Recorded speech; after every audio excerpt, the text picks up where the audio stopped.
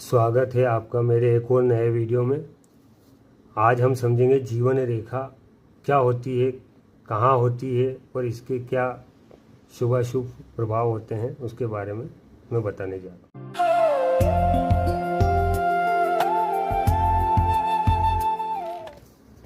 मैं इससे पहले वाले वीडियो में आपको सारे हाथ में चिन्ह और उन पर्वतों और रेखाओं के बारे में बता चुका हूँ। आज हम सिर्फ जीवन रेखा के बारे में बात कर रहे हैं। तो ये जो हिस्सा है ये अंगूठा और ये तर्जनी उंगली है। तो ये कौन सी उंगली है? तर्जनी। पहले लिख के बता दिया मैंने आपको अगले वीडियो में। तर्जनी और ये है हमारा अंगूठा। यहाँ दोनों के मध्य भाग से जो रेखा निकलती है और सीधी शुक्र पर्वत को घेरते हुए यहाँ तक लंबाई ली हो या इससे आगे भी जा सकती है। तो ये शुक्र पर्वत को घेरते हुए अंगुष्ठ के पास और तर्जनी के नीचे से निकलती ये जो रेखा होती है, ये रेखा जीवन रेखा कहलाती है। जीवन रेखा, इसको जीवन रेखा कहते हैं। अब जीवन रेखा जितनी साफ सुथरी होगी, अच्छी लंबाई लिए होगी, उतनी ही बढ़िया और शुभ मानी जाएगी। ये कहीं से अगर मान लो कट रही है या लहरदार हो रही है तो ये थोड़ा सा हमारे स्वास्थ्य में खराबी को दर्शाती है। इसके साथ ही अगर स्वास्थ्य ये जीवन रेखा है, जीवन रेखा से अगर कोई बाधक रेखाएं इस तरह से अगर जाती है, ये राहु रेखाएं भी कहते हैं, इस तरह से अगर जीवन रेखा को क्रॉस करती हुई जो रेखाएं जाती हैं ये बाधक रेखाएं कहलाती है। और ये बाधक रेखाएं हमारे जीवन में समस्याओं को लेकर आती है। ये स्वास्थ्य संबंधी समस्या भी हो सकती है और अन्य समस्याओं को भी ये दर्शाती है। तो ये जो होती है ये बाधक या राहु रेखा कहलाती है। इसके बाद कई बार देखा है ये जीवन रेखा इस तरह से जाते हुए दो भागों में भी बढ़ती हुई दिखाई देती है। अंत में अगर दो भागों में बढ़ती है तो ये शुभ मानी गई है। इस तरह की रेखा शुभ फल देती है। लेकिन अगर यही रेखा नीचे जाकर और कई भागों में इस तरह से अगर बढ़ती है तो यह रेखा शुभ नहीं मानी जाती है। लास्ट में अंत में अगर इस तरह से है तो ये कहीं ना कहीं स्वास्थ्य पर इसका बुरा प्रभाव रहता है। इसी तरह अगर शुरुआत के दौर में भी इस तरह का शाखा पुंज हो तो वो भी ठीक नहीं माना गया है। इसके साथ में अगर जीवन रेखा अपनी अच्छी लंबाई लिए हुए हो और ये शुक्र पर्वत कहलाता है। ये जो होता है ये आपका शुक्र पर्वत, इस शुक्र पर्वत को घेरे, जितना अधिक घेर कर इसको चलेगी रेखाएं वो उतना ही बढ़िया मानी जाती है। लेकिन इसके साथ में कई बार ये रेखा थोड़ी कमज़ोर हो और इसके साथ में एक सहायक रेखा भी चल रही हो, इस तरह से जिसे मैं बता रहा हूँ, अगर इस तरह से एक सहायक रेखा भी चल रही हो तो वो उसमें आने वाली समस्याओं से उसकी रक्षा करती है। तो इसको जो कहते हैं ये कहलाती है मंगल रेखा। ये जो है ये मंगल रेखा कहलाती है। मंगल रेखा ये जीवन रेखा की सहायक रेखा कहलाती है और ये इसको पूरा सहयोग प्रदान करती है, यानी जीवन में आने वाली मुसीबतों से ये रक्षा करती है। इसके अलावा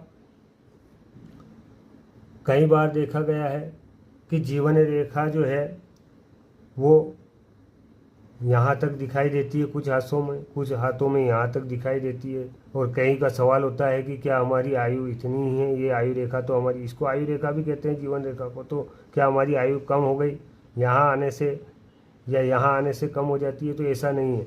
हमें जीवन रेखा का जब आयु का अध्ययन करना होता है तो उसमें हम केवल जीवन रेखा को ही नहीं पढ़ते हैं, उसके साथ में उसकी सहायक मंगल रेखा, इसके साथ में ये यहाँ से जो शुरू होती है इसको हम हृदय रेखा कहते हैं। इस हृदय रेखा की लंबाई कितनी है, कितनी ये स्वस्थ है, इसके साथ में मस्तिष्क रेखा, ये मस्तिष्क रेखा की लंबाई कितनी है, ये कितनी स्वस्थ है, इन सबका आकलन करने के बाद ही आयु का आकलन किया जाता है। तो ऐसा नहीं है कि किसी के हाथ में अगर आयु रेखा यहीं तक समाप्त हो रही हो तो उसकी आयु कम होगी, ऐसा नहीं है। ठीक है।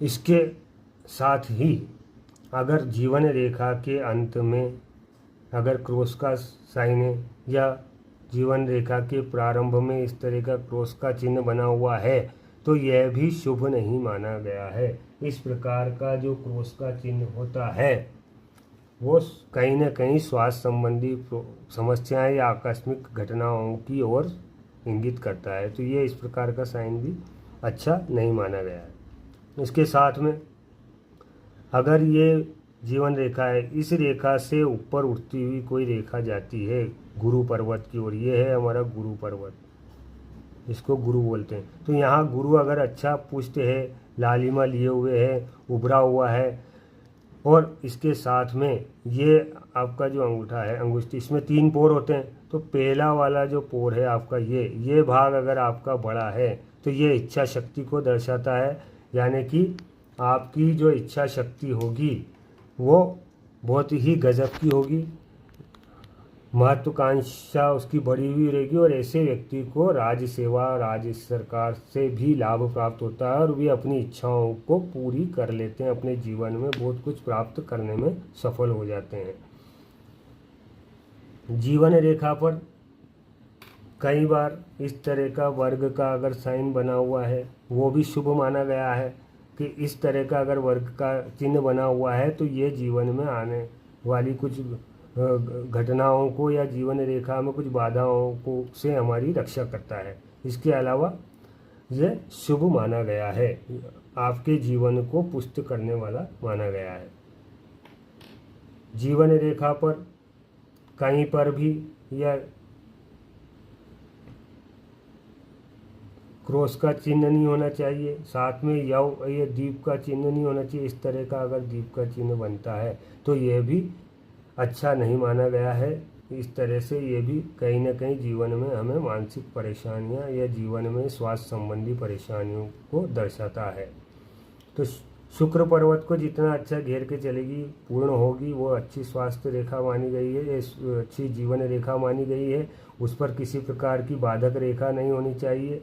तो ऐसी रेखा हमारे जीवन को अच्छा स्वास्थ्य प्रदान करती है, जीवन में व्यक्ति अच्छा सफल होता है।